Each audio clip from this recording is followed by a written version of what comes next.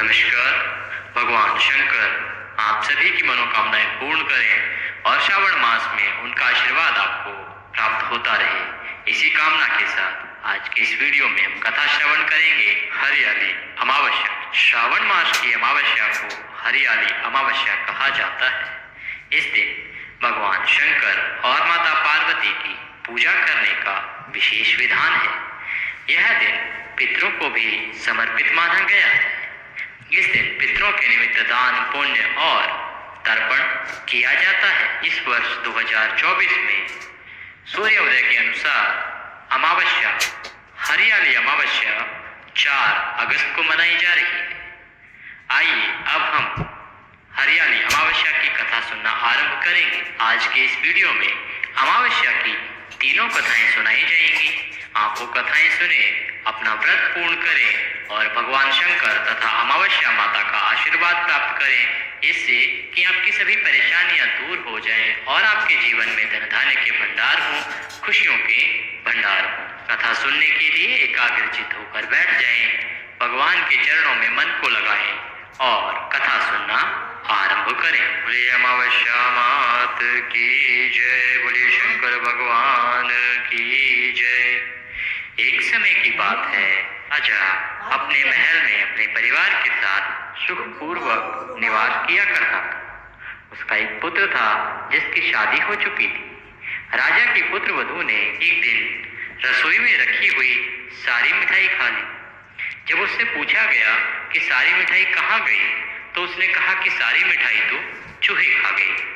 पुत्र वधू की यह बात चूहों ने सुन ली और वे इस गलत आरोप को सुनकर अत्यंत क्रोधित हुए। इसके बाद उन्होंने राजा की बहू को सबक सिखाने का निश्चय किया। कुछ दिनों के बाद महल में कुछ मेहमान आए। चूहों ने सोचा कि यह अच्छा मौका है राजा के पुत्र वधू को सबक सिखाने का। बदला लेने के लिए चूहों ने बहू की साड़ी चुराई और उसे जाकर अतिथि के कमरे में रख दिया। जब सुबह सेवकों और अन्य लोगों ने उस साड़ी को वहां पर देखा तो लोग राजा की बहू के चरित्र के बारे में बात करने लगे। यह बात जंगल में आग की तरह पूरे गांव में फैल गई। जब यह बात राजा के कानों तक पहुंची तो उसने अपनी पुत्र वधू के चरित्र पर शक किया और शक करते हुए उसे महल से निकाल दिया। राजा की बहू महल से निकाले जाने पर एक झोपड़ी में रहने लगी और नियमित रूप से पीपल के एक वृक्ष के नीचे दीपक जलाने लगी। इसके साथ ही वह पूजा करके गुड़धानी का भोग लगाकर लोगों में प्रसाद वितरित करने लगी। इस प्रकार कुछ दिन बीत जाने के बाद एक दिन राजा उस पीपल के पेड़ के पास से गुजरे जहां उनकी बहू हमेशा दीपक जलाया करती थी। इस दौरान उनका ध्यान उस पेड़ के आसपास जगमगाती रोशनी पर गया। राजा इसे देखकर चकित रह गए। महल में वापस आने के बाद अपने सैनिकों से उस रोशनी के रहस्य का पता लगाने के लिए कहा। सैनिक राजा की बात मानकर उस पेड़ के पास गए। वहां पर उन्होंने देखा कि दीपक आपस में बात कर रहे थे। सभी दीपक अपनी अपनी कहानी बता रहे थे। तभी एक दीपक बोला, मैं राजा के महल से हूं। महल से निकाले जाने के बाद राजा की पुत्र वधू रोज मेरी पूजा करती है और मुझे प्रज्वलित करती है। सभी अन्य दीपकों ने उससे पूछा कि राजा की बहू को महल से क्यों निकाला गया, तो उसने बताया कि एक दिन उसने मिठाई खाकर चूहों पर झूठा नाम लगा दिया था। इस पर चूहे नाराज हो गए और राजा की बहू से बदला लेने के लिए उसकी साड़ी अतिथि के कमरे में रख दी। यह सब देखकर राजा ने उन्हें महल से निकाल दिया। जब सैनिकों ने यह सब सुना तो यह सब सुनकर सैनिक भी हैरान रह गए और महल वापस आकर उन्होंने राजा को सारी की सारी कहानी सुना दी। यह सुनकर राजा को अपनी गलती का एहसास हुआ और उसने अपने पुत्र वधू को महल में वापस बुला लिया। इस प्रकार पीपल के पेड़ की नियमित पूजा करने का फल राजा की बहू को मिला और वह अपना जीवन आराम से व्यतीत करने लगी। इसीलिए कहा जाता है कि अमावस्या के दिन पीपल के पेड़ के नीचे दिया अवश्य जलाना चाहिए। इससे अमावस्या माता प्रसन्न होती हैं और पीपल देवता भी प्रसन्न होते हैं। उनके आशीर्वाद से आपकी सभी परेशानियां दूर होती हैं। बोले अमावस्या मात की जय। इसी के साथ अमावस्या की हरियाली अमावस्या की यह कथा यहाँ पर समाप्त होती है। अब हम सुनेंगे अमावस्या की एक और पौराणिक कथा। एक समय की बात है, एक गरीब ब्राह्मण था। उसके पास संतान नहीं थी। उसने बहुत प्रयत्न किया, लेकिन बहुत प्रयत्नों के बाद जब उसे कोई संतान नहीं हुई तो उसने अपनी ब्राह्मणी से कहा कि मैं कहीं जंगल में जाकर भगवान की तपस्या करूंगा, क्योंकि यहाँ गांव के सभी लोग तुम्हें ताने देते हैं, तुम्हारा उपहास उड़ाते हैं। बिना संतान के हमारा जीवन बहुत मुश्किलों भरा हो गया है। तो मैं जंगल जाता हूँ, वहां भगवान की तपस्या करता हूँ और तपस्या से मैं वरदान लेकर ही लौटूंगा। इस प्रकार से ब्राह्मण जंगल में चला गया। वहां एक पीपल के वृक्ष के नीचे उसने आसन लगाया और भगवान की तपस्या करनी आरंभ कर दी। तपस्या करते करते करते उसे बहुत दिन व्यतीत हो गए, बहुत महीने, बहुत वर्ष व्यतीत हो गए, लेकिन भगवान प्रसन्न नहीं हुए, भगवान के दर्शन उसे नहीं हुए।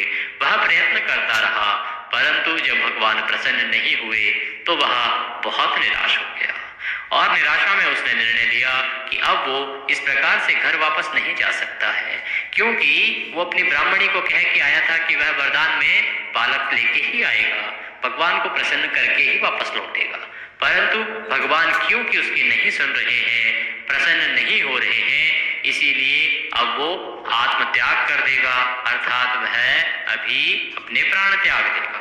इसके लिए वह अपने प्राण त्यागने के लिए उस वृक्ष पर फांसी का फंदा बनाकर लटकने ही वाला था कि तभी वहां पर अमावस्या माता प्रकट हुई। बोली अमावस्या मात की जय। अमावस्या माता उस वृक्ष के नीचे प्रकट हुई और बोली, हे ब्राह्मण देव, क्यों परेशान होते हो, क्यों व्यर्थ अपने प्राण गंवाते हो, रुको। उसने अमावस्या माता को प्रणाम किया और कहा, हे माता, मैं बहुत परेशान हूँ।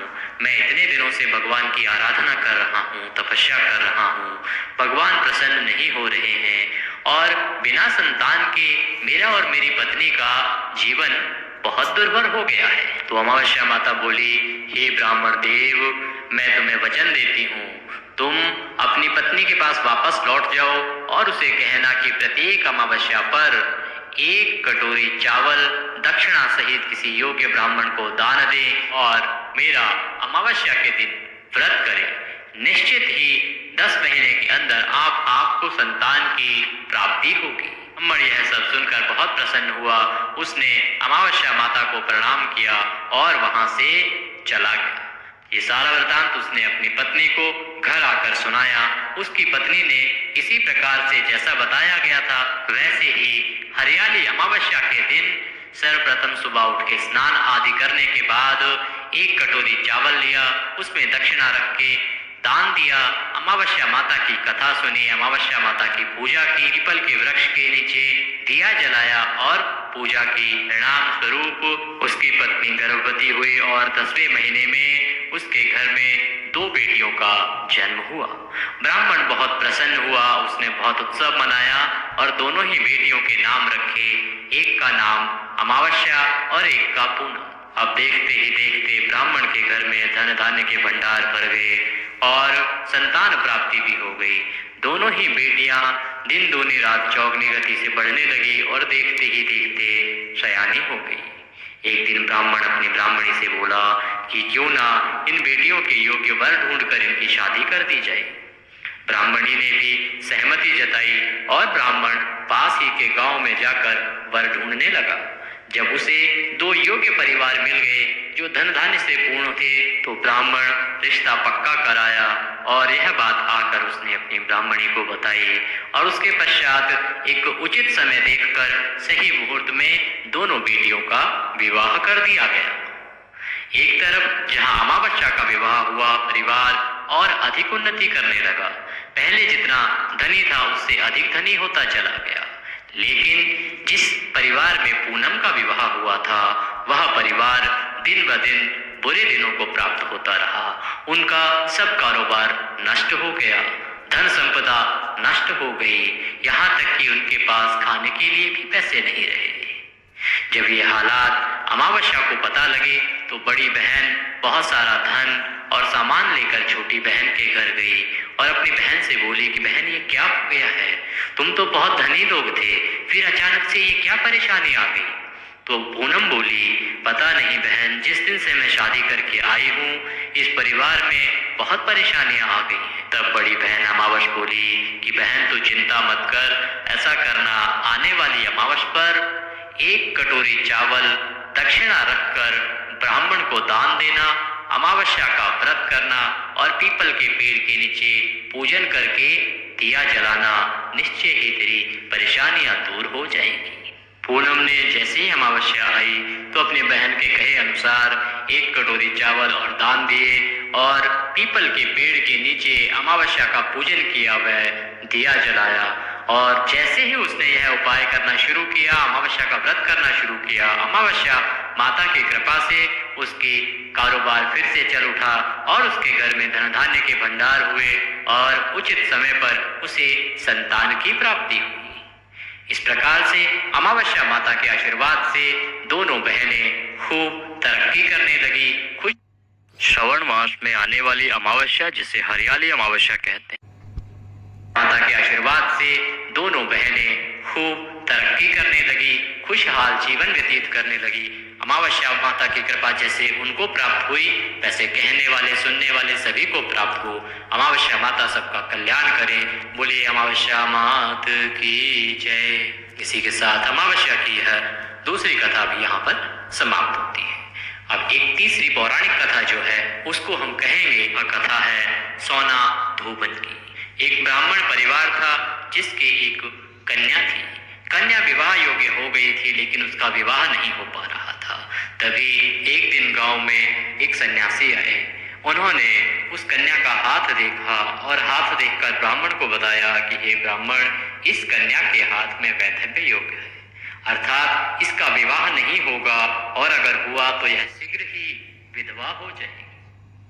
तो ब्राह्मण यह सुनकर बहुत चिंतित हो गया। उसने कहा, महाराज कुछ उपाय बताएं, क्योंकि यह कन्या धन है, ऐसे कैसे मेरा जीवन चलेगा, इसका जीवन भी बर्बाद हो जाएगा।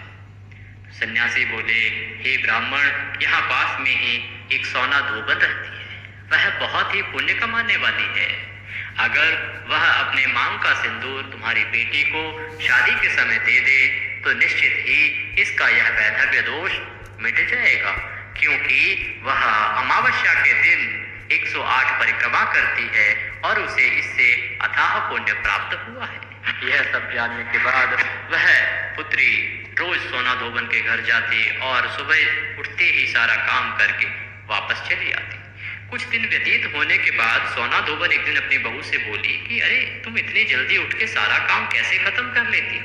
तो उसकी बहू ने कहा, नहीं माँ जी, मैं तो कुछ काम नहीं करती, मुझे लगा आप ये सब काम सुबह उठ के कर लेती हैं। तो सोना धोबन को यह जानकर बड़ा आश्चर्य हुआ। वह नजर रखने लगी कि आखिर कौन है जो सुबह सुबह आकर उसके घर का सारा काम करके चला जाता है। तब एक दिन उसने उस ब्राह्मण कन्या को यह सब काम करते हुए देख लिया तो उसने उसको रोककर पूछा, हे बेटा, तुम ये सब क्यों करती हो? मेरे घर में आके साफ सफाई और ये सारे काम तुम बिना बात के क्यों कर रही हो? क्या प्रायश्चित है, क्या प्रयोजन है? तो वह ब्राह्मण कन्या बोली, हे माँ, मुझे इस प्रकार से वैधव्य दोष है, अगर मेरे विवाह के समय तुम मेरी मांग में अपना सिंदूर भर दो तो मेरा यह दोष मिट जाएगा, मुझ पर कृपा करो। इस प्रकार उस ब्राह्मण कन्या की बात सुनकर सोना धोबन पिघल गई और उसने कहा कि ठीक है, मैं निश्चय ही ऐसा करूंगी। इसके बाद उस कन्या का विवाह निश्चित हुआ और उस समय उस सोना धोबन ने जाकर अपनी मांग का सिंदूर उस कन्या की मांग में भर दिया। इसके परिणाम स्वरूप उसका सुहाग तो दीर्घायु हो गया, उसका वैधव्य दोष तो मिट गया, लेकिन सोना धोबन का पति जो कि घर पर बीमार था वह मृत्यु को प्राप्त हो गया। यह सब खबर सोना धोबन को नहीं पता थी। जब वो वापस आने लगी तो उसको रास्ते में पूर्णिमा तिथि आ गई। उस दिन उसने पीपल के वृक्ष के वहां 108 परिक्रमा की, दान किया और दिया जलाया। उसके इस प्रकार से अमावस्या माता के निमित्त 108 परिक्रमा करने और दिया जलाने के परिणाम से अमावस्या माता के आशीर्वाद से उसका पति जी उठा और वह लंबी आयु को प्राप्त हुआ। बोलिए अमावस्या मात की जय। इसी के साथ सोना धोबन की यह कहानी यहाँ पर समाप्त होती है। ये 3 कथाएं हैं जो कि अमावस्या के दिन आपको निश्चय ही सुननी चाहिए। आप इन कथाओं को सुने, अमावस्या माता की आरती करें, आरती करके भोग लगा के प्रसाद सभी बंधु बांधवों में वितरित करें। अमावस्या माता आप सभी का कल्याण करें। वीडियो अच्छा लगे तो उसे लाइक अवश्य करें। कमेंट बॉक्स में अमावस्या माता लिखना ना भूलें। हमारी टीम बड़ी मेहनत से इन वीडियोस को आप तक पहुंचाती है। आपका एक लाइक और एक कमेंट हमारे उत्साहवर्धन के लिए बहुत महत्वपूर्ण होता है। तो कृपया एक लाइक और एक कमेंट अवश्य करें, जिससे कि हमारा उत्साह बना रहे और हम ऐसे ही समय समय पर आपके लिए उपयोगी वीडियोस प्रदान